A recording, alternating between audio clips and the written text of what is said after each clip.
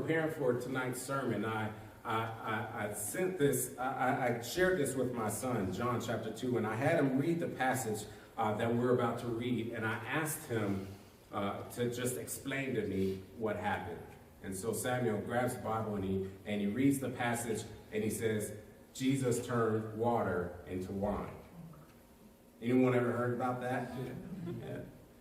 He says, Jesus turned water into wine. And then my next question was weird because I'm weird.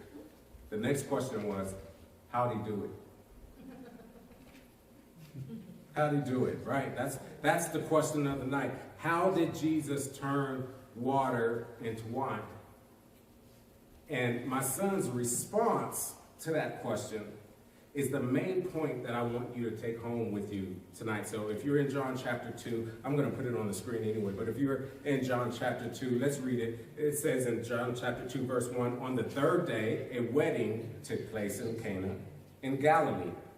Jesus' mother was there, and Jesus and his disciples had also been what? Invited to the wedding. Now, I want to pause here just for a moment because I want to talk to you about invitations and expectations.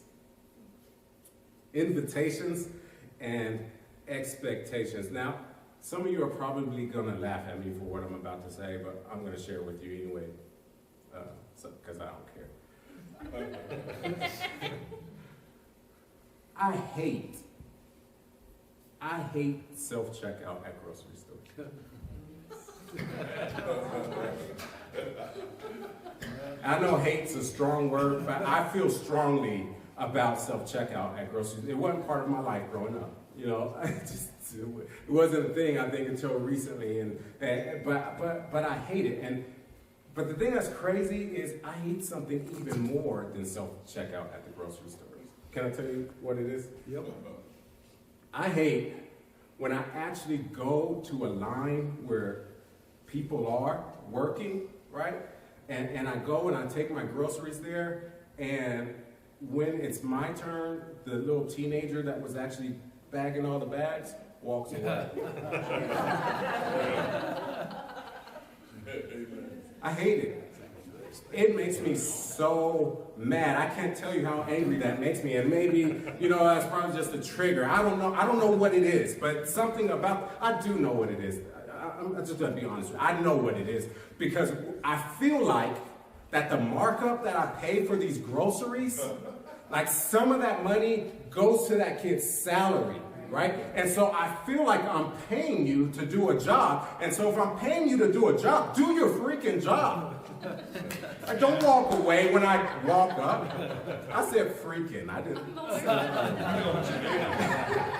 Just do your job, right?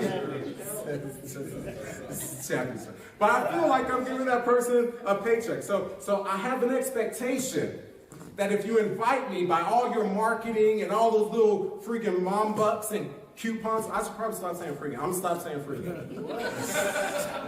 But I feel like I feel at home. But I feel like that's part of your job.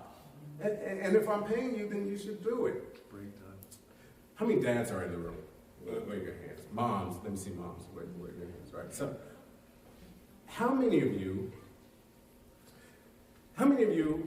when your baby was getting ready to be born and you rushed to the hospital, how many of you drove your own ambulance? Or, you know, you may have driven your own car, but you didn't actually kick the paramedic out and get in the ambulance and drive the car. Unless you are one of the first responders, right? Or maybe you just went to the hospital when your baby was born. You just went to the hospital. How many of you put scrubs on, right? Because I did. They put scrubs on me, right? But once you got those scrubs on, how many of you kicked the doctors out the room, kick all the nurses out the room, right? And then threw your wife on the table and then said, I got this, honey. How many did that? Yeah. Doctors, nurses, do your job, right? The insurance is paying you well for this. Yes. Do your job, right? Okay. I get it that some of you have not had babies or are not parents. So let me try this one. How many of you have ever went to the barber shop or hair salon, kicked the barber out the way, grabbed the clippers, and cut your own hair? Your own hair. Well, you're unique. You're unique. But how often does something that strange happen? Right? I got something for you, Jesse. How many of you, no, maybe I should just say it this way. I don't understand you. Those of you who would go to a restaurant where they bring you raw food and make you cook it yourself and call it romantic. And you pay them big money for this slow dripping chocolate to drop down on a strawberry. Like $75 for that? You know that's mostly oil anyway, right? I don't understand why anybody would pay for that. That's just my point, is that I just don't understand it, because when I go to your restaurant, there are expectations I have based off of your invitation. If you invite me to have a good steak, Eric said don't put anything on the steak but salt and pepper. Amen.